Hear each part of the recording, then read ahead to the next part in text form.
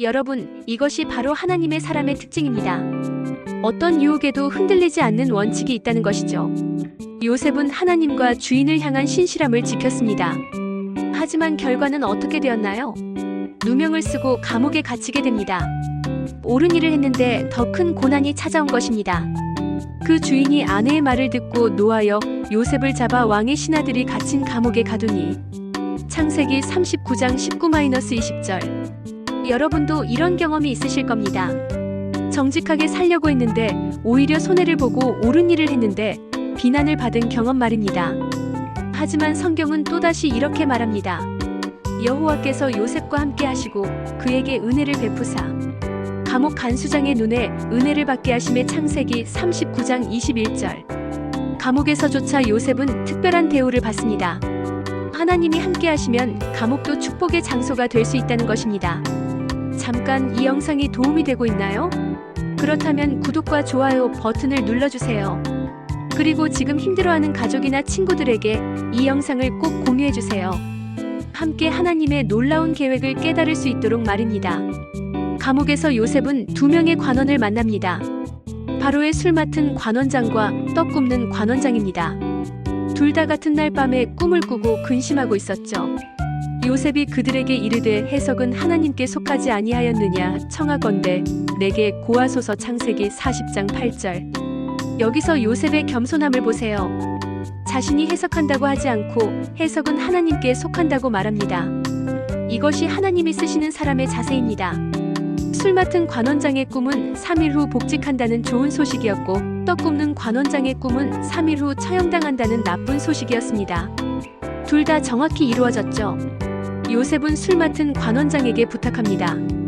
당신이 복직하거든 나를 생각하고 내게 은혜를 베풀어서 바로에게 나를 소개하여 이 집에서 나를 건져내소서. 창세기 40장 14절. 하지만 술 맡은 관원장은 요셉을 잊어버립니다. 2년이나 말입니다. 여러분, 이것도 하나님의 계획이었습니다. 만약 그때 바로 풀려났다면 요셉은 그저 감옥에서 나온 죄수에 불과했을 것입니다. 하지만 하나님은 더 완벽한 때를 준비하고 계셨습니다. 2년 후 드디어 하나님의 때가 찾아옵니다. 바로가 이상한 꿈을 연속으로 꾸게 되죠. 첫 번째 꿈에서는 살진 7암소가 마른 7암소에게 먹히고 두 번째 꿈에서는 충실한 7이삭이 마른 7이삭에게 먹히는 것을 보았습니다. 애굽의 모든 술사와 박사들이 해석하려 했지만 아무도 할 수 없었습니다. 바로 그때 술 맡은 관원장이 갑자기 요셉을 기억해내죠. 바로가 요셉을 부르매 그들이 급히 그를 감옥에서 내어낸지라. 요셉이 곧 수염을 깎고 옷을 갈아입고 바로에게 들어오니. 창세기 41장 14절. 드디어 요셉이 바로 앞에 서게 됩니다. 13년간의 고난 끝에 찾아온 순간이었습니다. 바로가 묻습니다. 내가 한 꿈을 꾸었는데 그것을 해석하는 자가 없더니 오늘 들은즉 너는 꿈을 들으면 능히 해석한다 하더라. 요셉의 대답을 보세요. 요셉이 바로에게 대답하여 이르되 이는 내게 있는 것이 아니라 하나님이 바로에게 길한 대답을 하시리이다. 창세기 41장 16절. 13년간의 고난을 겪으면서도 요셉의 신앙은 더욱 견고해졌습니다. 모든 영광을 하나님께 돌리는 겸손한 마음을 잃지 않았습니다. 요셉은 바로의 꿈을 이렇게 해석합니다. 바로의 꿈은 하나이라 하나님이 그가 하실 일을 바로에게 보이심이니이다. 창세기 41장 25절. 7년간의 풍년과 7년간의 흉년이 올 것이라고 해석했습니다. 그리고 여기서 끝나지 않고 구체적인 해결책까지 제시합니다. 이제 바로께서는 명철하고 지혜 있는 사람을 택하여 애굽 땅을 치리하게 하시고. 창세기 41장 33절. 풍년일 때 곡식을 저장하여 흉년에 대비하자는 현실적이고 지혜로운 제안이었습니다. 여러분, 이것이 하나님의 사람의 특징입니다. 문제를 지적하는 데 그치지 않고 해결책까지 제시하는 것이죠. 바로와 모든 신하들이 요셉의 지혜에 감탄합니다. 바로가 그 신하들에게 이르되 이와 같이 하나님의 영에 감동된 사람을 우리가 찾을 수 있으리요. 창세기 41장 38절. 바로는 즉시 결정합니다. 바로가 요셉에게 이르되 하나님이 이 모든 것을 내게 보이셨으니 너와 같이 명철하고 지혜 있는 자가 없도다. 창세기 41장 39절. 그리고 놀라운 일이 일어납니다. 바로가 자기의 인장 반지를 빼어 요셉의 손에 끼우고 그에게 세마포 옷을 입히고 금 사슬을 그의 목에 걸고. 창세기 41장 42절. 30세의 요셉이 애굽의 총리가 된 것입니다. 노예에서 죄수를, 죄수에서 총리가 된 놀라운 역전이었죠. 여러분, 이것이 바로 하나님의 역사입니다. 인간의 계획으로는 불가능한 일을 하나님은 하실 수 있습니다. 요셉의 이름도 사브나바네아로 바뀝니다. 하나님이 말씀하심에 살아나더라는 뜻입니다. 정말 적절한 이름이죠. 요셉은 총리가 되자마자 즉시 행동에 옮깁니다. 7년간의 풍년 동안 온 애굽 땅을 돌아다니며 곡식을 모읍니다. 요셉이 애굽 온 땅에 그 7년 풍년의 모든 곡물을 거두어 각 성에 저장하되 각 성읍 주위의 밭의 곡물을 그 성읍 중에 저장하니. 창세기 41장 48절. 여기서 우리가 배울 수 있는 것은 준비의 중요성입니다. 좋을 때일수록 어려울 때를 대비해야 한다는 것이죠. 요셉은 단순히 꿈을 해석하는 데 그치지 않았습니다. 그 해석에 따라 철저히 준비했습니다. 여러분도 지금 좋은 때를 보내고 계신가요? 그렇다면 이때야말로 영적으로, 물질적으로 준비할 때입니다. 이 시기에 요셉은 아스낫과 결혼하여 므낫세와 에브라임 두 아들을 낳습니다. 요셉이 그 첫째의 이름을 므낫세라 하였으니 하나님이 나로 나의 모든 고난과 나의 아버지의 온 집 이를 잊어버리게 하셨다 하미요. 창세기 41장 51절. 그 둘째의 이름을 에브라임이라 하였으니 하나님이 나로 나의 고난의 땅에서 창성하게 하셨다 함이라. 창세기 41장 52절. 므낫세는 잊게 하다, 에브라임은 창성하게 하다는 뜻입니다. 과거의 아픔은 잊고 현재의 축복에 감사하는 요셉의 마음이 담겨 있습니다. 드디어 7년 흉년이 시작됩니다. 하지만 애굽은 준비가 되어 있었습니다. 7년 흉년이 시작되니 요셉이 말한 대로 되어 각국에는 기근이 있으나 애굽 온 땅에는 먹을 것이 있더라. 창세기 41장 54절. 온 세계가 굶주리는 상황에서 오직 애굽만이 곡식을 가지고 있었습니다. 그리고 각국에서 사람들이 애굽으로 곡식을 사러 옵니다. 여러분, 이것이 바로 하나님이 요셉을 애굽으로 보내신 이유였습니다. 단순히 요셉 개인의 성공을 위해서가 아니라 온 세계를 구원하기 위해서였던 것입니다. 하나님의 계획은 항상 개인을 넘어서 더 큰 구원의 역사를 포함합니다. 그리고 드디어 요셉의 형들도 곡식을 사러 애굽에 옵니다. 22년 만에 재회였습니다. 요셉의 형들이 와서 그 앞에서 땅에 엎드려 절하니. 창세기 42장 6절. 어릴 때 꾸었던 꿈이 그대로 이루어진 것입니다. 하나님의 말씀은 반드시 성취됩니다. 하지만 요셉은 즉시 신분을 밝히지 않습니다. 형들을 시험해보죠. 과연 그들이 회개했는지 변했는지 확인하고 싶었던 것입니다. 여러 번의 만남을 통해 요셉은 형들이 진정으로 변했음을 확인합니다. 특히 유다가 베냐민을 위해 자신을 종으로 바치겠다고 할 때 요셉은 더 이상 참을 수 없었습니다. 요셉이 시종하는 자들 앞에서 그 정을 억제하지 못하여 소리질러 이르되 사람을 다 내게서 물러가게 하라 하고 그 형제들에게 자기를 알릴 때에 그와 함께 선자가 없었더라. 창세기 45장 1절. 요셉이 드디어 신분을 밝힙니다. 나는 요셉이라 내 아버지께서 아직 살아계시니이까. 창세기 45장 3절. 형들은 놀라서 말도 할 수 없었습니다. 그들이 노예로 팔아버린 동생이 애굽의 총리가 되어 있었던 것입니다. 하지만 요셉의 다음 말이 더욱 감동적입니다. 당신들이 나를 이곳에 판 것을 근심하지 마소서, 한탄하지 마소서. 하나님이 생명을 구원하시려고 나를 당신들보다 먼저 보내셨나이다. 창세기 45장 5절. 이것이 바로 하나님의 관점입니다. 형들은 악한 마음으로 요셉을 팔았지만 하나님은 그것마저도 선한 목적을 위해 사용하신 것입니다. 이 장면을 보면서 이 영상을 공유하고 싶어지지 않으시나요? 지금 상처받고 힘들어하는 분들에게 꼭 들려주고 싶은 이야기입니다. 구독과 좋아요도 함께 부탁드립니다. 요셉은 형들을 가나안으로 보내 아버지 야곱을 데려오게 합니다. 바로도 기꺼이 허락하죠. 이스라엘이 그 모든 소유를 이끌고 떠나 브엘세바에 이르러 그의 아버지 이삭의 하나님께 희생을 드리니. 창세기 46장 1절. 17년 전에 죽었다고 생각했던 아들이 살아있고 게다가 애굽의 총리가 되었다는 소식을 들은 야곱의 마음이 어땠을까요? 하나님이 밤의 이상 중에 이스라엘에게 말씀하여 가라사대 야곱아 야곱아 하시는지라. 야곱이 가로되 내가 여기 있나이다. 창세기 46장 2절. 하나님께서 직접 야곱에게 애굽으로 가도록 격려해 주십니다. 130세의 야곱이 애굽으로 이주하는 것이 쉬운 결정은 아니었을 테니까요. 드디어 아버지와 아들이 재회합니다. 요셉이 수레를 갖춰 고센으로 올라가서 아버지 이스라엘을 맞으며 아버지에게 보이고 아버지의 목을 안고 얼마 동안 울었더라. 창세기 46장 29절. 22년 만에 재회였습니다. 그동안 요셉은 얼마나 아버지가 보고 싶었을까요?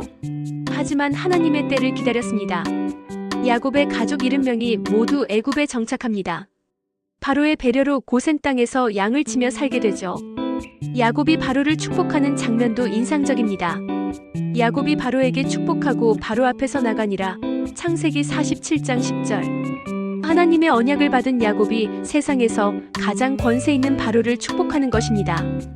영적인 축복이 세상의 권세보다 큰 것임을 보여주는 장면입니다. 야곱은 애굽에서 17년을 더 살다가 147세에 세상을 떠납니다. 죽기 전에 요셉의 두 아들 므낫세와 에브라임을 축복하고 12아들들에게도 예언적 축복을 남깁니다. 요셉은 아버지의 유언에 따라 그를 가나안 땅에 장사 지냅니다. 비록 애굽에서 살았지만 하나님이 약속하신 땅에 대한 소망을 끝까지 잃지 않았던 것입니다. 야곱이 죽은 후 형들은 다시 두려워합니다. 혹시 요셉이 이제 복수하지 않을까 하는 걱정이었죠. 하지만 요셉의 답변은 여전히 은혜롭습니다. 요셉이 그들에게 이르되 두려워하지 마소서, 내가 하나님을 대신하겠나이까. 당신들은 나를 해하려 하였으나 하나님은 그것을 선으로 바꾸사 오늘과 같이 만민의 생명을 구원하게 하시려 하셨나이다. 창세기 50장 19-20절. 이것이 요셉의 위대함입니다. 끝까지 원망하지 않고 모든 것을 하나님의 선한 계획으로 해석하는 믿음의 눈을 가졌던 것입니다. 요셉은 110세까지 살면서 에브라임의 3대 후손까지 보는 축복을 받습니다. 죽기 전에 그는 형제들에게 이렇게 말합니다. 하나님이 반드시 너희를 권고하사 너희를 이 땅에서 인도하여 내사 아브라함과 이삭과 야곱에게 맹세하신 땅에 이르게 하시리라. 창세기 50장 24절. 그리고 자신의 뼈를 가나안으로 가져가 달라고 유언합니다. 애굽에서 최고의 권세와 부귀영화를 누렸지만 끝까지 하나님의 약속의 땅을 향한 소망을 잃지 않았던 것입니다. 여러분, 50분 동안 함께한 요셉의 이야기를 통해 우리가 깨달아야 할 핵심은 무엇일까요? 첫째, 하나님의 계획은 우리의 이해를 넘어섭니다. 요셉이 노예로 팔리고 감옥에 갇힌 것이 모두 하나님의 계획 안에 있었습니다. 지금 여러분이 겪고 있는 어려움도 하나님의 더 큰 계획의 일부일 수 있습니다. 둘째, 고난은 축복의 전조입니다. 요셉의 13년 고난이 없었다면 애굽의 총리도 없었을 것입니다. 여러분의 고난도 더 큰 축복을 위한 준비 과정일 수 있습니다. 셋째, 하나님과의 관계가 가장 중요합니다. 요셉이 어떤 상황에서도 흔들리지 않았던 이유는 하나님과의 관계가 견고했기 때문입니다. 넷째, 용서는 자신을 위한 것입니다.